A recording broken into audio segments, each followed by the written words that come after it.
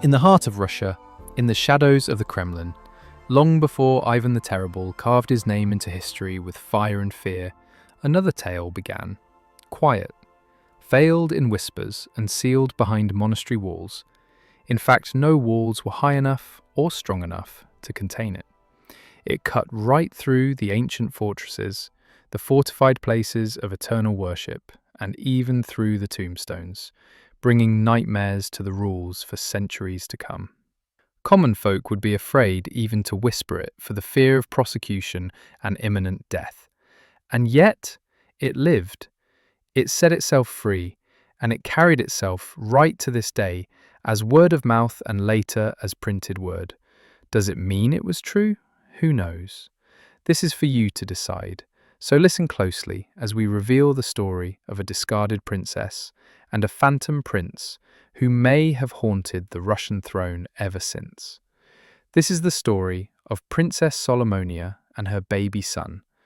Step into the year of 1525 and find yourself in the center of Moscow, in the heart of the growing Russian state that is ruled by Grand Princess of the ancient Rurik dynasty. Grand Prince Vasily III of Moscow succeeded his father, Ivan III, whose endless land-grabbing ambitions earned him the title of the Gatherer of the Russian lands. With empire building in full force, securing the dynasty's longevity was paramount. Grand Prince Vasily III must have an heir to the throne to ensure security of power. And yet, after nearly 2 decades of his marriage to Princess Solomonia, Vasily had no heir. It all started back in 1505, when Grand Prince Vasily married the 15-year-old Solomonia. She was selected as the Grand Prince's bride out of 500 top bride candidates that came from all over Russia. If you are interested in how the process was arranged, we've got another video about Tsar's brides in our channel. Don't forget to subscribe too. This marriage was unique as it set precedent. For the first time in Russian history, the ruling monarch married not a foreign bride and not even another Russian princess. Equal in status, he married a boyar's daughter. Solomonia came from a respected noble boyar family. The marriage took place among the grandeur and splendor of the Dormichan Cathedral in the Moscow Kremlin. Grand Princess Solomonia was praised for her beauty, piety, and dignity. Yet, after 20 years of childlessness, she was accused of barrenness. This caused a lot of tension in Vasily's court, as he was firmly against the possibility of the throne passing to his brothers or their sons. Grand Prince Vasily went as far as forbidding his younger brothers to get married until he himself got a son and heir. With dynastic urgency tightening like a noose, Grand Prince Vasily made a decision that would scandalize even his contemporaries. He cast aside his wife and forced her into monastic exile. The divorce was supported by the Boyars' Duma, the state council of Russia comprised of the top noble landowning families, the Boyars. Every family dreamt of offering their daughters to Vasily as his next wife. This promised endless riches and benefits for the lucky family. However, the top guns of the Orthodox Church were against the divorce as it contradicted the scriptures. The consequences of standing in opposition to the Grand Prince were horrible. The Metropolitan Varlam, head of the Russian Church, who openly defied Grand Prince on the matter of royal divorce, was defrocked and exiled, which also set a dark precedent in the Russian history. Grand Prince Vasily appointed another metropolite who happily supported the divorce. So, in 1525, after 20 years of marriage, the Grand Prince divorced his wife Solomonia. On 25th of November, Solomonia was tonsured under duress in a monastery in Moscow and became a nun under the name of Sister Sophia. She was then confined to the Nativity Monastery in Suzdal. This was the first time in Russian history that a prince's wife was forced into a nunnery. The story is that Princess Solomonia vehemently opposed being tonsured and even stomped onto the nun's habit that was served to her as part of the ritual. She was pressured by the Grand Prince's advisors and even beaten into submission. The official version was that the princess voluntarily acknowledged her infertility and begged the Grand Prince to allow her to retire to a monastery, and the Grand Prince allegedly wept but eventually agreed. Or did he? But this is where the story begins to warp, twisting into legend. Rumours stirred. Solomonia, now a nun, kept securely behind the thick walls of a remote monastery, was reportedly pregnant. Some whispered she had conceived shortly before being cloistered, others claimed divine intervention. And then, a birth. A son, born behind monastery walls, a prince hidden from the world. His name? George. The legend has it that Solomonia, or rather Sister Sophia, arranged for the baby prince to be taken away from the monastery into the care of her loyal supporters and kept hidden from the Grand Prince to ensure the baby's survival. Sister Sophia let it be known that the baby died.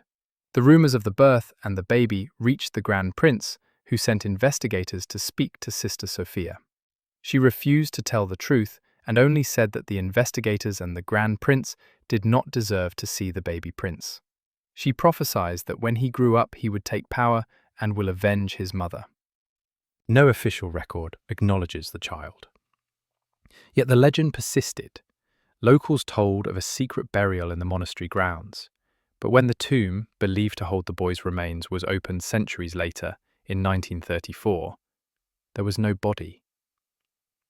When Sister Sophia's tomb was opened, next to her remains they found a small child's coffin. Seemingly this confirmed that there was a baby once born. However, in that baby coffin there was no body. All that was found was a rag doll, dressed in a luxury baby shirt embroidered with fine pearls. No body, no skeleton, not a single bone, only a dressed-up rag doll. Princess Solomonia spent 17 years as a nun and died in the Suzdal's monastery. She was later canonized as a saint. What if the baby Prince Georgi survived? Was he smuggled out, hidden by loyal boyars or monks, raised in silence and secrecy, a shadow heir to the throne denied to him? Some versions claim the child grew into a man and began to quietly assert his claim, becoming a symbol for anti-centralist sentiment. One legend even has it that he became the famous highwayman, Kodiar, and had songs sang about his adventures. Others say he vanished into legend, becoming no more than a ghost in the dynastic machine. But whether he lived or not, one fact remains. Vasily's decision to discard Solomonia and marry again would produce Ivan IV, later known as Grozny the Terrible, a man born into suspicion, fear, and blood. Ivan the Terrible was haunted, not just by rebellion, betrayal, and plague, but by lineage. He grew up knowing his father's first wife had been forced into exile. He knew whispers about a lost brother. And Russia, being what it was, rich in rumour, thick with holy mysticism and fatalism, fed the fire. Could it be that the ghost of a hidden prince fanned Ivan's fear? That this phantom older brother, real or imagined, became the first ghost on his long road to madness? The man who killed his own son in a fit of anger, who trusted no one, who turned his kingdom into a theatre of cruelty. Did he begin as a boy looking over his shoulder for an heir denied and hidden? We may never know the truth about Solomonia's child. Was he real, or a folk tale, born from injustice and yearning? And how would the whole direction of the country change if he became the Tsar instead of Ivan the Terrible? We would never know. In the Russian history, the line between legend and record is often blurred by design. Monks became chroniclers, and chroniclers had agendas. A story like this, part hope, part vengeance, part myth, has a way of surviving even when bodies do not. But whether baby George lived or not, his presence is felt, as a question, as a wound, as the first shadow cast across Ivan IV's soul before he ever wore the crown. In a land where power was often inherited with blood and loss, where rulers turned to saints and seers as much as soldiers, the story of Solomonia Saburova and her hidden prince lingers. A lost heir, a vanished body, a Tsar's lifelong fear, and behind it all, the quiet dignity of a woman whose silence echoed across the centuries. Don't forget to like and subscribe for more stories from the edge of history where fact and folklore collide.